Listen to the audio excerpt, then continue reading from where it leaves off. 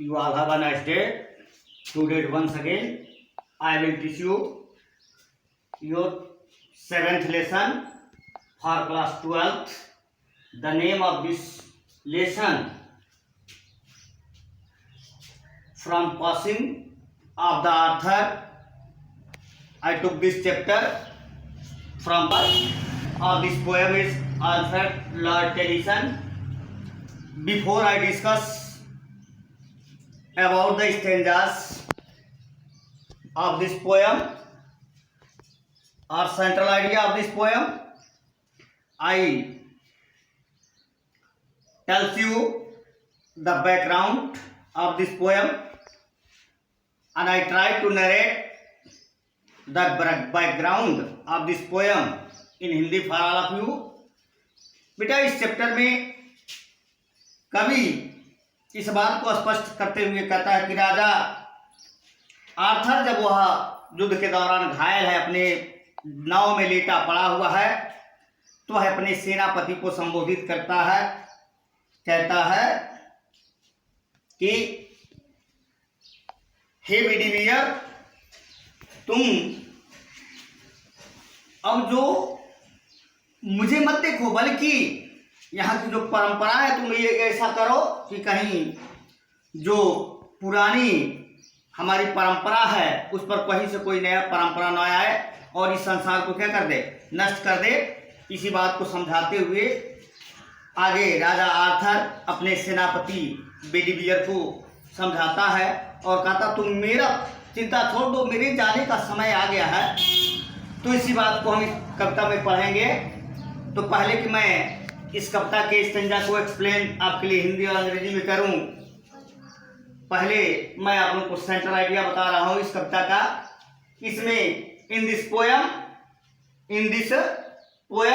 The poets firm faith in God and prayers the greatness of God is the main idea from the beginning to end. God is the supreme master. He fulfilled himself in the many ways. Men are better than only animals. Men are better than animals only because they knew God and pray to Him. Prayer is very important, which is highly powerful. It links the word to the feet of God. It success for the main, the protection of God. It is the central idea of this poem.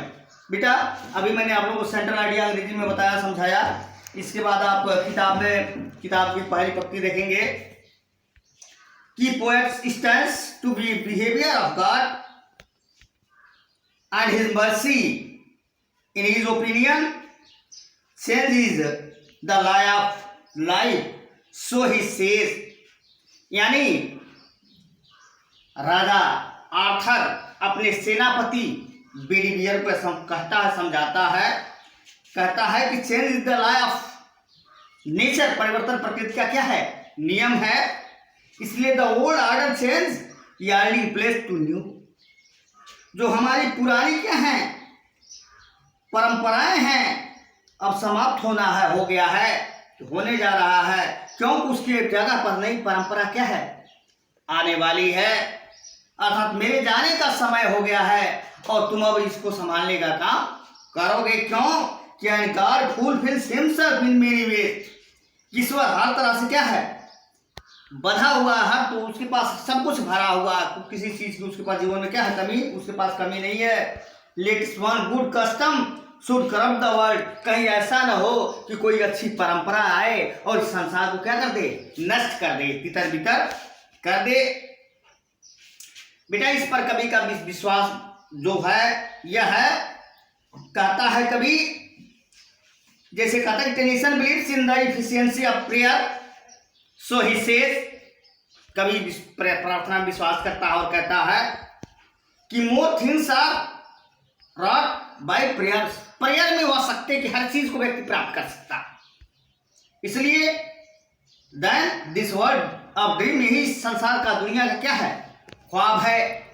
और अब देखिए पहला stanza ध्यान से, कवि कहता है कि and slowly answered Arthur from the barge, यानी अपनी नाव में लेटा हुआ राजा आर्थर युद्ध में घायल है, और घायल होने के दौरान वह नाव में लेटा हुआ और अपने सेनापति क्या है, बेरीबियर को कहता कि हे सेनापति बेरीबियर, धीरे से उत्तर देता एंड और slowly answered Arthur from the ब्रेज, अपने नाव में लेटा पड़ा हुआ है, घायल अचेत अवस्था में पड़ा हुआ, और धीरे से हल्के धीरे से आवाज में वो कहता है द ओल्ड ऑर्डर चेंज, अब पुरानी परंपराएं क्या है, बदल रही हैं, और यार्डिंग प्लेस टू न्यू, उस पर नई परंपरा पैदा होने वाली है, उत्पन्न हो रही है। And God fulfil himself in many veg, और ईश्वर क्या है, हर तरीके से संपन्न है। Let us one good customs should corrupt the world, कहीं ऐसा ना हो कि आने वाले समय में कोई अच्छी परंपरा, कोई अच्छी प्रथा आए और हमारी क्या है, प्रथा को, संसार को क्या कर दे, नष्ट कर दे। इसलिए बेटा अब इसका एक्सप्लेनेशन करना है, तो दो शब्द शुरू का और दो शब्द क्या है लास्ट का लिखेंगे।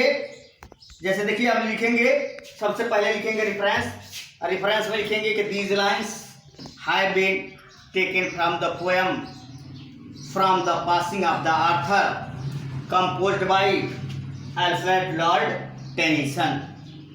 कॉन्टेक्स्ट में लिखेंगे कि the king Arthur was fatally wounded in the battle. The King Arthur was fatally wounded in the battle.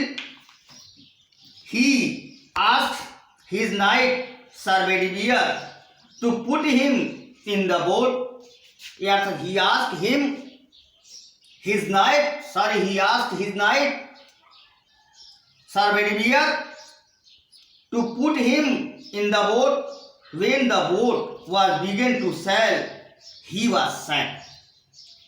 अब एक्सप्लेनेशन करना है, तो एक्सप्लेनेशन के लिए बेटा छोटे छोटे शब्दों को ले लो, सिंपल शब्दों को ले लो। King Arthur gave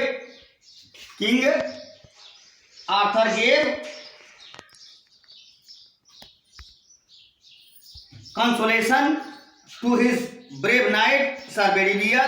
He said, old system is replaced by a new one. Change in the life. God justifies his action by the difference mean. He does this so that one good system may not corrupt the world. The king mean to say that God has many methods to accomplish He will. It is the explanation of this stanza. तो बेटा बस आज के video में इतना ही।